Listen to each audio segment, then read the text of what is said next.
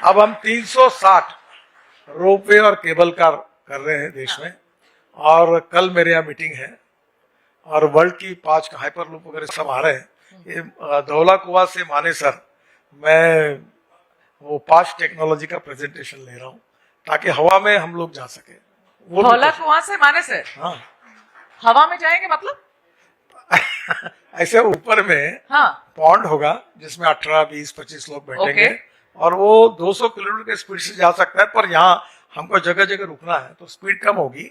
इस टाइप की 5 टेक्नोलॉजी है वर्ल्ड की, उनका कल मेरे ऑफिस में सर यही वाली जो मुंबई पुणे के बीच में ट्रायल रन की थी वो पॉड्स की ट्रायल रन नहीं हुई थी उस समय। देवेंद्र जी के पहले रिजिम में उन्होंने हाइपरलूप से करार किया था, पर बाद में नई सरकार आई, उन्होंने उसको कैंसिल किया। अभी तक मास रैपिड ट्रांसपोर्ट इस प्रकार का हुआ नहीं है। 2 चीजें मैं आपको बताऊंगा, एक तो मैं ये कर रहा हूँ, दूसरा पब्लिक ट्रांसपोर्ट जो है कंफर्टेबल होना चाहिए, और संभव हुआ तो आप अनुमति देंगे तो मैं आपको फिल्म दिखा दूंगा।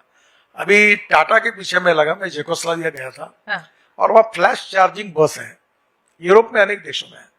वो बस 135 सीटर है, सामने से एंट्री है, कंडक्टर की जरूरत नहीं है, कार्ड होगा या मोबाइल फोन पे एंट्री होगी, उतरना और जाते समय दिखाना। बस में एग्जीक्यूटिव चेयर है, सामने टीवी लगा हुआ है, और बस का रेट डीजल बस की तुलना में 30% कम है। एयर कंडीशन बस है, और ये बस की विशेषता ये है कि हर बस स्टॉप पर ये खड़ी रहेगी, जब लोग उतरेंगे तो 20 सेकंड में ये फिर चार्ज होगी, और ये पूरी घूमती रहेगी। पहले हम पायलट प्रोजेक्ट नागपुर में कर रहे हैं, टाटा मोटर्स को पहला ये प्रोजेक्ट अवार्ड हो रहा है, और टाटा ने धारवाड़ में इसका मैन्युफैक्चरिंग करने की फैक्ट्री शुरू कर दी है। और इसके जो फ्लैश चार्जिंग टेक्नोलॉजी है वो सीमेंस और हिटैची के है, तो वो दोनों में से उन्होंने सिलेक्ट किया है शायद। और अब ये बस अगर होगी तो आप सबसे इंपॉर्टेंट बात समझिए कि जो उठता वो बोलता हमारे मेट्रो बनाओ। अब मेट्रो की कॉस्ट पर किलोमीटर 550 करोड़ रुपए है, और उतनी कैपेसिटी पर ये पब्लिक कंफर्टेबल ट्रांसपोर्ट इसकी कॉस्ट केवल 2 करोड़ रुपए पर किलोमीटर है। और आगे दिल्ली से जयपुर 2.5 घंटे में लैपटॉप पर एग्जीक्यूटिव क्लास में बैठकर चाय पानी नाश्ता करते हुए आप 2.5 घंटे में दिल्ली जयपुर पहुंच जाएंगे। ये सुनने में तो बड़ा मजा आ रहा है, ये कब तक होगा?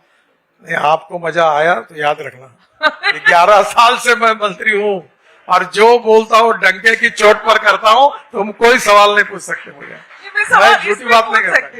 इसमें मैं पूछ सकती हूँ सवाल। 11 साल से तो मैंने सर उससे लंबे समय से आपको कवर किया है, तो ये सवाल जैसे आप ये कह रहे, मैं आपसे देखिए मेरी क्रिटिसिज्म नहीं है तो मुझ पे नाराज मत होइएगा, लेकिन मुंबई में जब आपने कहा कि कैटामरान शुरू करेंगे, आपने किया शुरू भी, कैटामरान नेरुल वगैरह में चलते हैं, लेकिन जिस स्केल पे सर आप चाहते थे वो स्केल पे हुआ नहीं। आपने सी प्लेन्स की भी बात करी, एम्फिबियस प्लेन्स की बात करी, उसमें तो हमने प्लान्स भी बना लिए थे कि मुंबई से उड़ेंगे और कहाँ लैंड करेंगे, तो वो भी टेक ऑफ उस तरीके से नहीं कर पाया। उस बारे में कुछ और हो रहा है? क्योंकि मुझे लगता है मैं थोड़ा आपको उत्तर बोलिए, शायद आपको वो जानकारी नहीं पहुंचूंगी।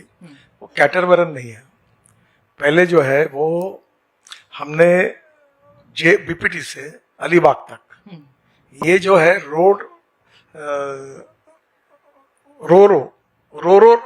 पैक्स ऐसी सर्विस है कि अपनी गाड़ी रखना, वो 5-6 मंजिले होते हैं, गाड़ियां अंदर में पार्किंग करना, बसेस करना, ट्रक करना, और ऊपर में बैठकर वो 17 मिनट में अलीबाग पहुंचाता है।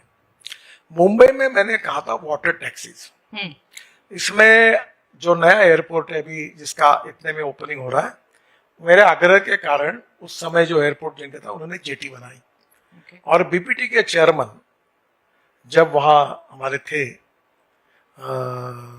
उन्होंने इसका अध्ययन किया, और ये करीब 5 से 6 हजार ये वाटर टैक्सी से, जैसे आप वेनिस में है ना वैसे आप जा सकते हो। तो ये इसके बारे में देवेंद्र जी ने एक कंपनी से बात की, क्योंकि स्टेट गवर्नमेंट का प्रोजेक्ट है। मैंने वो शिपिंग मंत्री की तैयारी करके रखा था, उसमें कंपनी अभी सिलेक्ट हुई है और एयरपोर्ट अभी शुरू हो रहा है, और ये वाटर टैक्सीज मुंबई में शुरू करने का महाराष्ट्र सरकार ने कार्यक्रम लिया। मैं उसके पीछे था और मेरी उनसे बात हुई, उसमें जो जो सलाह देना था मैंने उनको दिया, और मुझे लगता है ये अभी टेकअप हो जाएगा। और सी प्लेन्स का क्या हो रहा है? हाँ, सी प्लेन्स का क्या हो रहा है? सी प्लेन का ऐसा हुआ कि करीब 100 सी प्लेन अपने यहाँ शुरू करने का निर्णय हुआ, उसकी ट्रायल होगी, उसके स्टैंडर्ड्स तय किए गए, मैं खुद प्लेन में बैठकर समुद्र में उतरा हूँ। Okay. और अब उसके बाद प्राइवेट एयरलाइंस में जो उड़ान करके स्कीम है उसको कंसेशन भी दिया गया है। बीच में सरदार सरोवर से अहमदाबाद से प्लेन शुरू हुआ था, पर बाद में गुजरात सरकार ने जो उनको पैसे देने थे वो दे नहीं पाए, और जिसके कारण फिर वो सर्विस आगे नहीं चल पाई। Okay. पर अब स्पाइस जेट ने ऐसे 100 प्लेन खरीदने के बारे में निर्णय किया था, वो प्रोसेस में है। इन सब बातों में वाटर पोर्ट्स खड़े करना, फिर वो सुरक्षा के प्रश्न, उसके नॉर्म्स तैयार करना, अब ये विषय मेरे पास नहीं है। पर मेरा जब शिपिंग मंत्री था तो मेरी इच्छा थी कि यमुना से सी प्लेन उड़ाकर ताजमहल के पीछे उतरेगा और वहां से करीब 15 से 16 मिनट तक पहुंचेंगे। वहां जाने के बाद 2 घंटे में ताजमहल देखेंगे, फिर वापस आएंगे, फिर प्लेन में यमुना में 15 मिनट में पहुंच जाएंगे। तो अब वो डिपार्टमेंट मेरे पास नहीं है। हाँ। पर अभी जो वाटर रिसोर्स मंत्री है उनको मैं आपकी बात बताऊंगा और मैं भी रिक्वेस्ट करूंगा। जैसे आप पीछे लग के शुरुआत करवा देते हैं, तो इसमें भी आप लग कर करवाएंगे यमुना से हम मैं सीधा मदद पहुंच करूंगा, जाएं? पर डिपार्टमेंट आखिर उनको करना है, पर मैं उनकी मदद करूंगा। शुरू करने का प्लान कर दिया केदारनाथ में। श्रद्धालुओं के लिए कितना सुविधा होगा इससे? क्या है ये प्लान पूरा? रोपवे में, केदारनाथ में रोपवे अब बनेगी, कब तक बनेगी? उसका वर्क ऑर्डर दिया गया है। हाँ इसकी कीमत 5,000 करोड़ है जी। और उसका रेट टिकट का तय हुआ है, बहुत सस्ता है। और दूसरी इंपॉर्टेंट बात है कि जहाँ जाने के लिए 5.5-6 घंटे लगते थे वो 24 से 27 मिनट में होगा। और 5.5 से 6 घंटे की सफर अब पैदल मैं और 25 मिनट में कर रही हूँ। 27 से 30 मिनट में हो जाएगा। और सबसे अच्छी बात है कि ये प्रोजेक्ट 5,000 करोड़ रुपए इन्वेस्टर खर्चा कर रहा है, हम कुछ नहीं कर रहे हैं। ऊपर से 800 करोड़ रुपए साल की हमको रॉयल्टी मिल रही है। ओके। अब हम 360 रोपवे और केबल कार कर रहे हैं देश में, और कल मेरे यहाँ मीटिंग है और वर्ल्ड की 5 हाइपर लूप वगैरह सब आ रहे हैं। ये धौला कुआं से मानेसर मैं वो 5 टेक्नोलॉजी का प्रेजेंटेशन ले रहा हूँ,